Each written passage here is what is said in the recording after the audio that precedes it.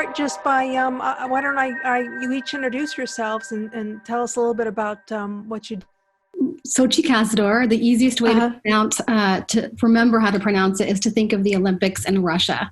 It's sort of that I like to share with people. I lead the ecosystem growth efforts at C-Lab. C-Lab is the team that's working on Celo. Celo's mission is to build an open financial system that creates conditions of prosperity for all. And just one little more tidbit. This mission resonates deeply with me. My family is originally from a very remote village in Mexico, so I've seen firsthand how access to financial tools can change lives. I'm really excited to talk about emerging markets and how we can drive more impact with all of you.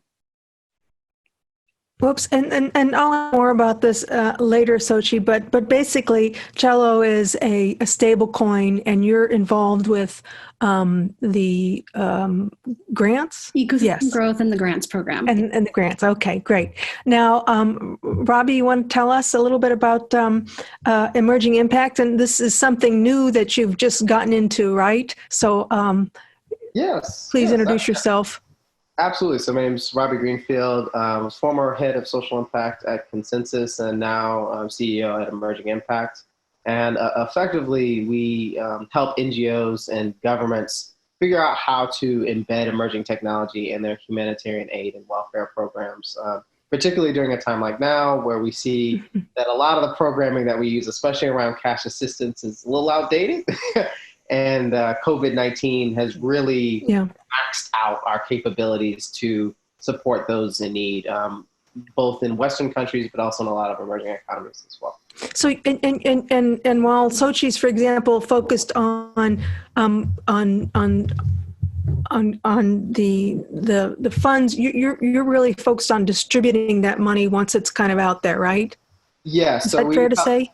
Yes, so we work with major NGOs like Oxfam on the program development and aid disbursement piece, but also educating those NGOs as to what is Celo, what is Ethereum, and how do those structures fit within their humanitarian aid programming. Thank you. Okay, and Kenneth Ng? Hi, I'm Ken. I'm in the EF, and we don't really do titles, but no. I work on the Ecosystem Support Program, formerly known as the EF Grants Program. It's been amazing kind of watching the growth of the ecosystem, how, we've kind of launched this one grants program that originally was focused on scalability and have since expanded to anything and everything that really moves the ecosystem forward. What's been really cool is seeing the transition, or I guess the evolution of, for us, the grants program of, the narrative shift of, looking at what should or shouldn't the EF fund. It always came with this weird kind of connotation, because what we've come to realize is it's not about just funding, but about, how much more you can enable in terms of access to resources to make sure that the projects you are working with successful, right? Determining and identifying what those needs and challenges are. Sorry? I want to interrupt you, but I just kind of wanted to get a better understanding of what you do. Now, you're with EduDAO, right? Am I saying that right? Yeah, so EduDAO is a nonprofit I started in 2016. Okay. Now, is that related to the Ethereum Foundation, or you? No, that's my own personal nonprofit. Okay. But today you're talking more about EduDAO, or? Yeah. We can talk about both. I mean, I think they both, there's a nice little intersection that we work with. EduDAO is a platform, right? Yeah. So, I mean, when we started it was, we were really interested in the DAO. And when we started it, this is before the whole hack exploit. But tell us what it does, though, Ken. That's what I want to understand. What does it do? Sure. What does EduDAO do? It sounds like it's tracking charity money. Yeah. So what it is it's like a donors choose run on a DAO. The idea is myself and the other co-founders, we are all New Yorkers, born and raised here. I went to high school in the Bronx, as did one of our other co-founders. And you really see the discrepancy in funding for schools in quote unquote like good neighborhoods versus bad neighborhood schools. Schools that are specialized receive in excess of, I think it was around almost 70% increase of funds going to them. And when you have educational funding, you see that, at least in public schools, there are only a certain number of vendors that are picked from the school administration. And so a lot of that is obfuscated and it's opaque in how the vendors are chosen, how the money is actually dispersed. So what we wanted to do here is actually, instead of continue to increase the amount of money that goes through the schools, because that has worked before, we wanted to start from the grassroots level. But basically, you're bringing transparency to that process of watching where the money goes, right? Where the funding goes? It's more than that too. It's really starting from the ground up, right? Because it's really the students and the teachers who see from the classrooms every day what is wrong with the educational funding program, right? It's not just the principals and the school administrators. Okay. It's really those students that are going to be affected with the. Now, is this money within the U.S. or outside emerging economies? I'm not. So this is in the Bronx. We did most of our work in the Bronx. Okay, because we're talking about emerging economies. So, but I guess you'll talk about that. Well, let me go to our first question then, about blockchain and what it brings to emerging economy. What specifically, and this is just for anyone who wants to answer, what specifically are the attributes that blockchain brings to? I mean, what can blockchain do? What's the promise for emerging economies? Does anybody want to take a stab at that? Xochitl, how about you? Yeah, so Robby raised his hand, but I'm happy to. We'll ask Robby next. Okay. I think it has a lot of potential for emerging markets. I think there are a number of use cases that at Cello and C Labs we're focused on. I think the transparency, the access to financial products and tools. So I spent some time in a remote village in Oaxaca and had a chance to meet with some people there. And it was really interesting just like how difficult it is to access some of the financial tools and products. So I spoke with the woman as an example whose mother-in-law was sick and was waiting for a remittance essentially from her husband who was working in the United States. And she wasn't able to access it because it was sent to the wrong village by mistake. She had to wait for a week at a time when she needed it most, right? A week to receive the funds. So I think the promise of what blockchain does is it allows people to have access to financial products and tools that can really kind of change and impact their lives. And that's just one, but there are many other examples of impact. And these are mostly societies that are driven mainly by cash, right? When we're talking about emerging, I'm thinking cash-based economies. Cash-based economies, but I think it's important to think about like why they're cash-based. So sometimes the barriers to entry in terms of having access to a financial account are very stringent and difficult to overcome. There is also a lot of distrust with banking institutions as well in some of these cash-based societies. So I think it's important to kind of to break it down. Right. Sorry again. I have 2 dogs, so they're going to add to the conversation. So I know, like in Mexico, for instance, one of the concerns was with the people in the rural areas tend to prefer cash because they don't want to be taxed. They don't want they want to kind of avoid the government, and that's one of the reasons they're more focused on cash. Is that correct? There's a big push, I think, in Mexico. It's hard to talk about like the tax implications. I think the people that I spoke to, it was less about like avoiding taxes, and it was more about like having access to the financial products and services. Yeah. Okay. All right. So, how about you, Robert? What do you think? You want to weigh in on this? What do you see as blockchain bringing into the picture of? What is it? What's it going to bring for emerging economies? How will it help? I think the 3 things in particular that the social sector and the public sector are going to be focused on, much like the commercial sector had been kind of obsessing over supply chain and now over tokenized securities. I think the equivalent is very much cash assistance, much like Xochitl mentioned. That's a one. The second being immutable evidence. In most cases, particularly in Syria, where you need to prove, war crime has happened, or you need to leverage it even domestically when it's comes to the process. Immutable evidence. What is that? What does that mean? So making evidence tamper-proof. And this really hits at the justice system, but also hints at censorship states, right? In a lot of emerging economies, Venezuela, China in some cases, Russia in some cases, even though the latter two aren't emerging economies, are perfect examples where you see the need for blockchain's immutability feature to maintain evidence in its initial state. Can you give an example of that? Yeah. Like how that would...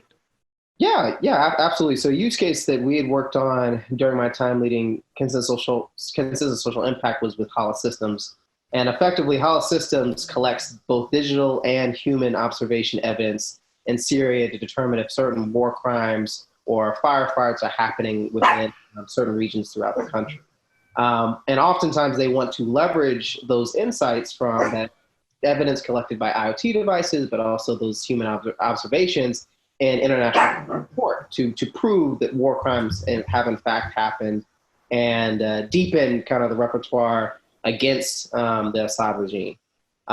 But of course, the defense response to anything, particularly digital data, is that, oh, this has been manipulated to fulfill a certain political narrative. This isn't true. This is fabricated evidence.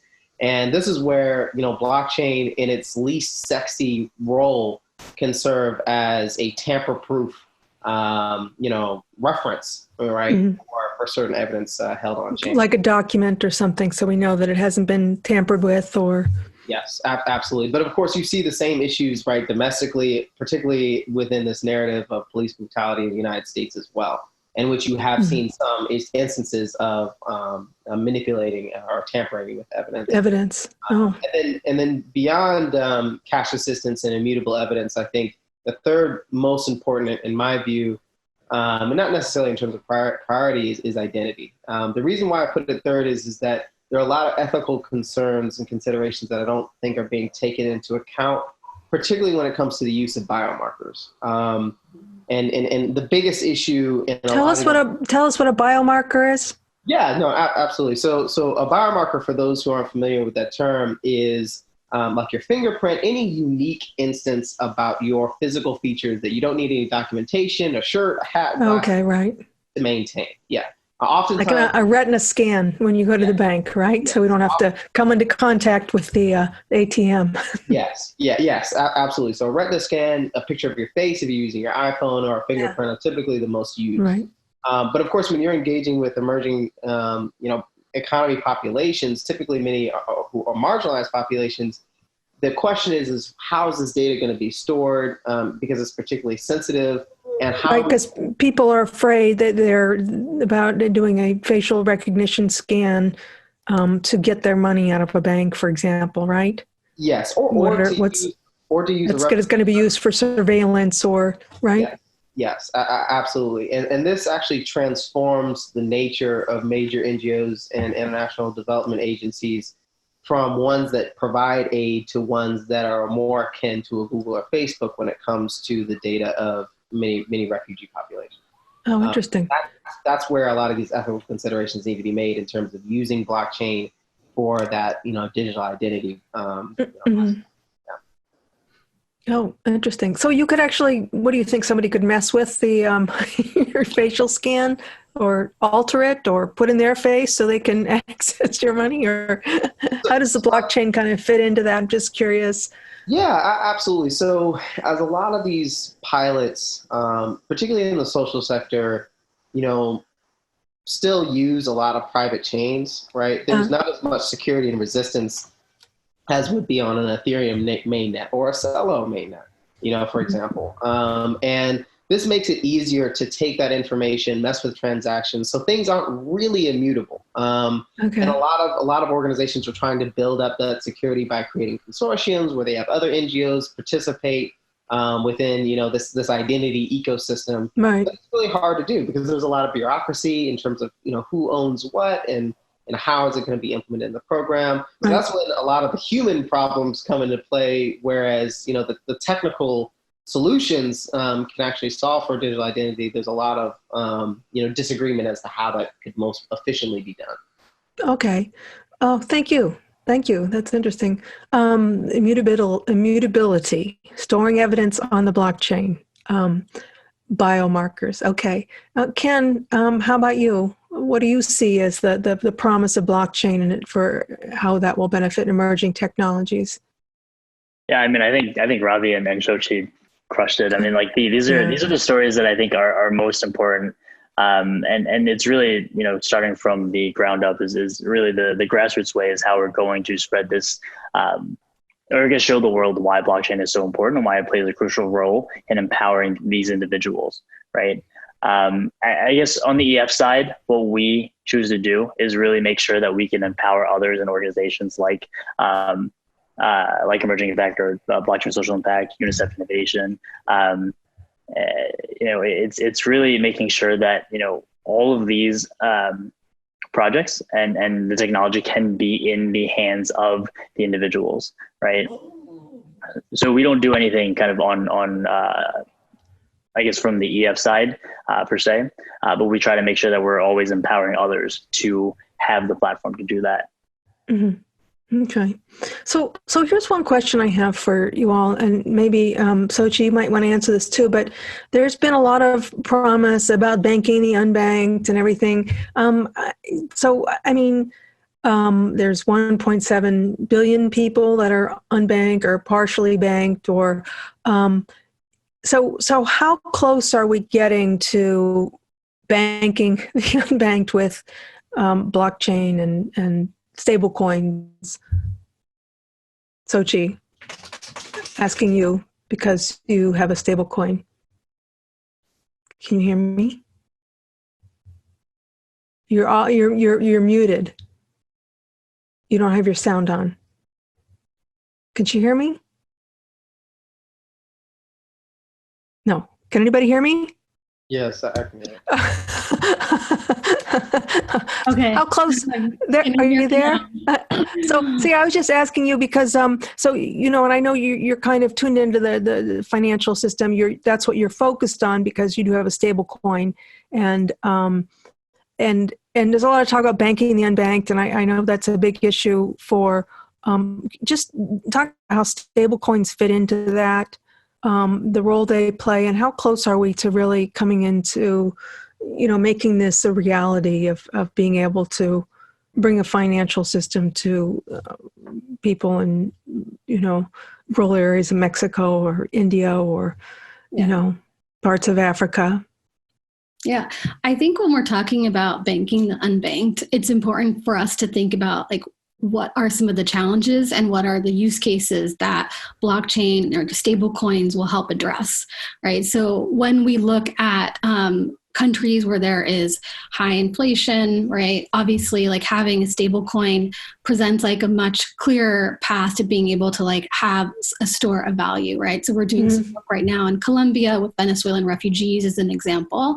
And I think what's interesting about this population is that not only does having a stable coin appeal to them, but also to some of the points that Robby was mentioning, the lack of having specific identity papers or being able to prove their identity excludes them from the financial sector, right? Mm-hmm. And so I think that when we talk about, again, unbanking or banking the unbanked, it's important for us to understand what are some of those challenges that prohibit them, identity being one of them, access to a stable source of value, and then also really being able to look at use cases that are particularly important for their areas, like remittances is an example, micro lending is another, right?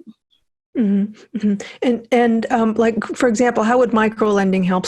Can you paint a picture of that? What's interesting about micro lending, and I think for me there are two aspects that I'm particularly interested in. Can you tell me what is micro lending? I mean, small little loans to buy what?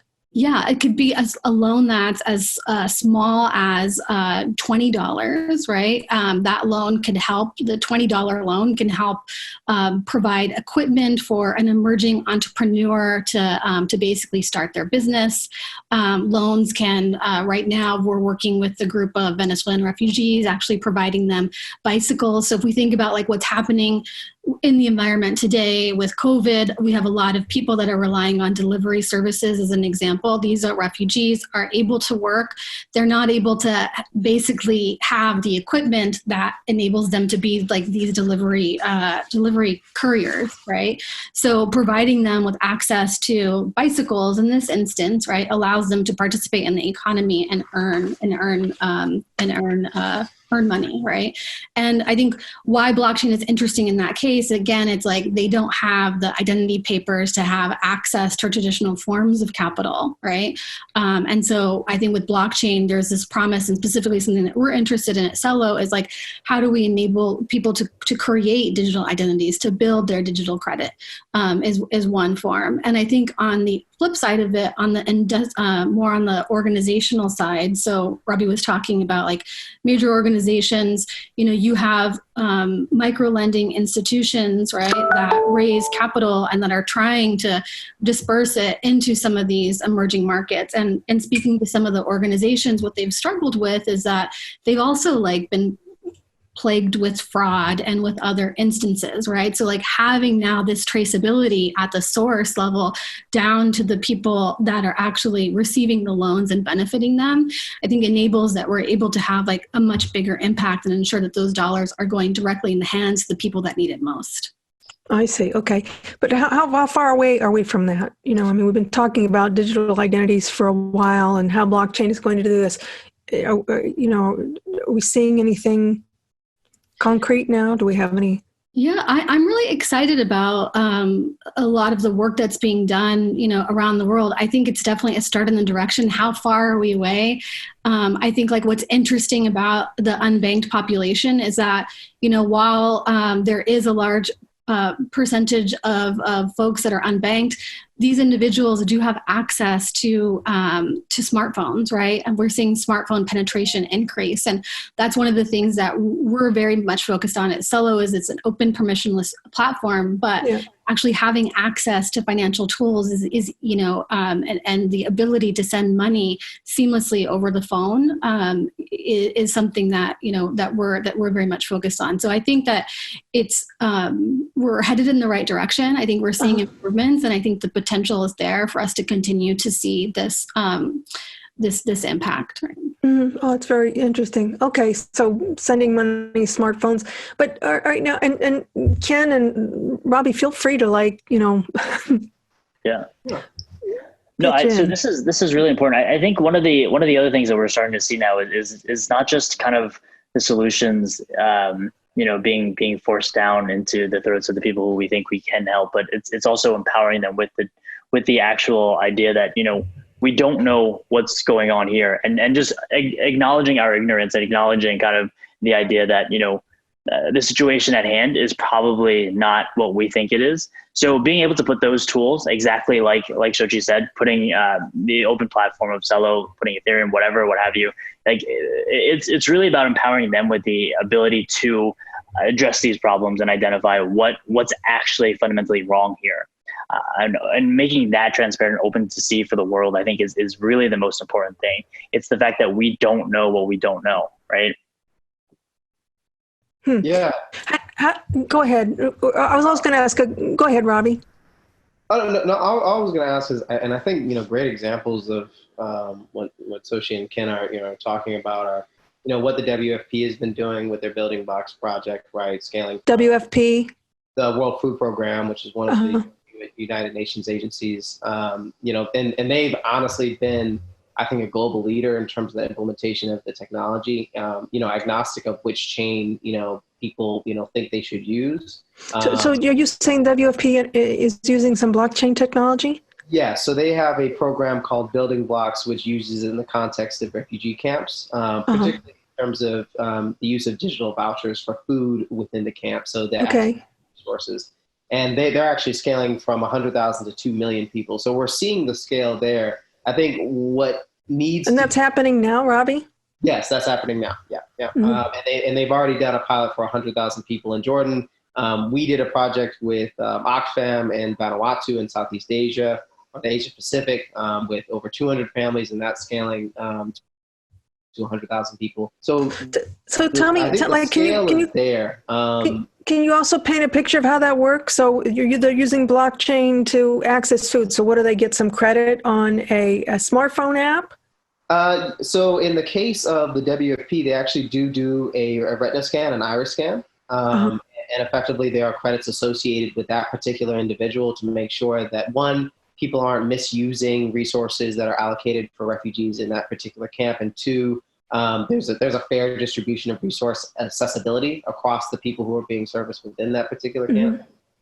In the Vanuatu use case, it's actually in a lower connectivity setting. So in some of these, emerging economy environments, we don't have the benefit of having smartphones. It's great that, continents like Africa, particularly East Africa regions, have leapfrogged in terms of the use of technology and have a lot of mobile accessibility. But in areas, that are a lot more remote, like Vanuatu, which is one of the most disaster-prone islands in the world, right? Has a volcano, has earthquakes, has typhoons. People actually resort to burying their money, and many people don't have access to smartphones, even Android phones. So in those cases, the approach was using an NFC card, and effectively that balance that would be associated in the WFP context with your iris scan is kept on that NFC card. It's plastic, and effectively, can survive through all the different natural disasters that, that population particularly experiences. But the same distribution of aid, right? And these forms, these methodologies are far, far more efficient than using checks or doing international wire transfers. And have, in fact, at least in the Vanuatu context, have improved the speed and efficiency of these programs by 96%. So it's definitely happening. There are real things happening. I think, the two issues is, how do you scale across a confederation of NGOs? One, there's a lot of bureaucracy, program management, education involved in that. And that's just an operational problem that frontline organizations like the UN, like the NGOs have to deal with. And the second is understanding what are the ethical considerations in terms of identity that we really need to have policies for, not just policies, but laws. Wow. So we have a question from, I guess, and I'm new to some of this, but some people in the audience can type in questions for us. And there is one from Xochitl. It says, gracias. Can you see it, Xochitl? The question? No. Okay. You're on mute again. I don't think she can hear me. I can hear you. And for some reason I'm going on mute and I can't unmute myself. So there's just a quick question from somebody in the audience. They say, gracias, Xochitl, from a Venezuelan that send crypto to relatives in Venezuela and Colombia. How do I get involved? Well, and by the way, if anybody else is listening, please send us your questions. Yes. We'd love to hear from our audience. Absolutely. We are in the process of building our ecosystem in Colombia. I very much would love to connect. I can't see who wrote the question, but I'd love to connect with them. We have also, if there anybody that has like specific ideas of projects they'd like to see built on Celo, we're in the process of accepting applications for our grants program. The Wave 2 deadline is the 19th. And I just see the name. I can also share my email address. My email is x@celo.org. It's very easy to remember. So if anybody would like to connect, and very much looking forward to connecting with you, Marlon, on how we can get you involved in some of the work that we're doing in Colombia. Excellent. Thank you. So Ken, I want to hear more from you about your EduDAO, and that uses and when we're talking now about we're talking about the financial aspect, but also getting grants and money to some of these other countries and making sure that it goes to the person it's intended and the money's used in the right way. And you specifically are focused on education, right? Yeah, that's right. So funding education, but educational initiatives, correct? Yeah. Yeah. Can you does that tie into the emerging economies? Is that, are you doing any work with? I mean, I would feel I'd be doing this panel a disgrace if I am to talk about domestic markets. I mean, like, obviously there's big problems at hand domestically, but yeah, what the work that Robby and Xochitl are doing just does not compare to what I can bring to the table. So I would say what EduDAO is doing, because I've known Ken for a while, is I think it maps to the similar problems in terms of there's an issue of aid disbursement to the beneficiaries, to individual beneficiaries, but there's also another context in terms of how government aid is distributed toward overall programs like that of education.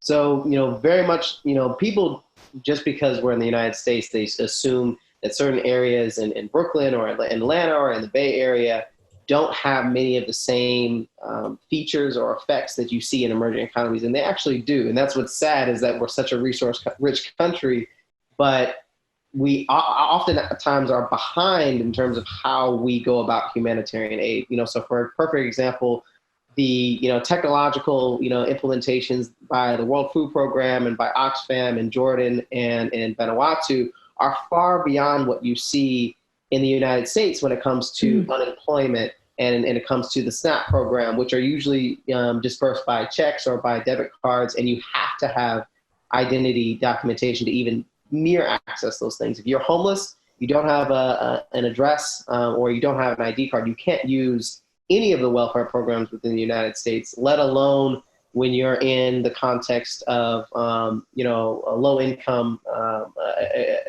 neighborhoods, or areas, right, like Brooklyn, or others, that have, not as much access to a lot of these resources. So I think, what EduDAO does, even though it's in a domestic context, it certainly can be reused in an emerging economy context as well. Right. I think like just to add on to that, we often forget about our own backyard. I grew up in East San Jose, was the first in my family to go to college, feel very fortunate to have a career in technology and at this intersection of impact and blockchain. But I think for me, there's this dichotomy that's like really interesting, which is a level of innovation, what we're trying to do, but then also like what's happening in our own backyard. And so I applaud the work that Ken is doing. I think we need to see more of it, not just in emerging markets, but in areas like East San Jose, East Oakland, Atlanta, Brooklyn, and other places around the country. That was me throwing up the X for No, at the end of the day, I think the most important thing is to understand that, we know best what we have been afflicted by. And, if we're all in this, open technology, open protocol, open source technology, we should be putting it in the hands of people who are affected by this, because they're the ones who are on the ground, who are actually seeing this every day. People who are not getting access to food stamps, right? The people who are on unemployment right now, say they have green cards, but they're being told, oh, you're not eligible for unemployment because you're not a legal citizen, or you don't actually have your green card. What happens then, right? Now you have to go to the post office. You have to actually prove to the Department of Labor that you do have green cards. Right. That puts yourself at risk. And so that's actually harming more and more people in America. I mean, I could keep going on, Rance. I know we have 3 minutes left, but it really is, to me, we have to be able to empower ourselves, empower those who are affected. And I bow my head to everyone else here. Thank you. Hey, here's another question from our audience. This question comes, and we'll have time to answer this quick because we're running out of time, but from David McCarville. Thank you, David. Is there an Ethereum application that is being used now to send remittances? Oops, where'd it go? And the question disappeared. Oh, here it is. Is there an Ethereum application that is being used now to send remittances from the U.S. to individuals in developing countries? Yes. So Robby wrote back and said, yes, it's Simpo, he says. Yes. So Simpo is one of them. I know that there are many more beyond that, so that's not just the only one. And in fact, I know that Celo, through their pilots in a lot of different countries, is using something that is equally capable of doing that. But there are a lot of applications that do that. I think the one crux of a lot of remittance applications in the crypto space is that in certain circumstances, particularly in China, where you have a lot of censorship, like digital censorship, but also in Venezuela in particular, where you have like money censorship. You cannot legally use the US dollar in Venezuela. That's where a lot of these intricacies play, because it's all good and well to send something like a Bitcoin to Venezuela, given that there's actually great liquidity exchange between their local currency and Bitcoin. But the issue is that you have volatility slippage, and a lot of that value is lost. So, effectively, you're using, digital money to escape, the fines that you would see in an international transfer, or using like a Western Union, but then you get those fines again via the volatility of the currency. So this is where stable coins are particularly useful, but because you're not there. You don't have to worry about Bitcoin, for example, losing 20% of its value on the way over. Yes, and that's why a lot of NGOs don't use Bitcoin, even though they know its prevalence within the Venezuelan economy right now. And they try to use stable coins, but getting money into Venezuela is extremely difficult. Well, I think I didn't mean to cut you off. I was going to say I think we're about out of time, but I just want to thank you. This was really fun. Thank you, Ken and Robby and Xochitl. And so first experience with a virtual conference, but it turned out okay. Thank you all so much. This was great. Really appreciate the panel here, and thanks to all the participants. I just wanted to really quick read Robby's chat. He said, for those interested in our work, you can head over to emergingimpact.com to learn more. Again, my sincerest thanks to the great panel and all the participants. This was recorded, so I will get it in the hands of the panelists, and you guys can send it out as you wish. Have a great day. Thank you. Thank you very much. Bye-bye. Take care.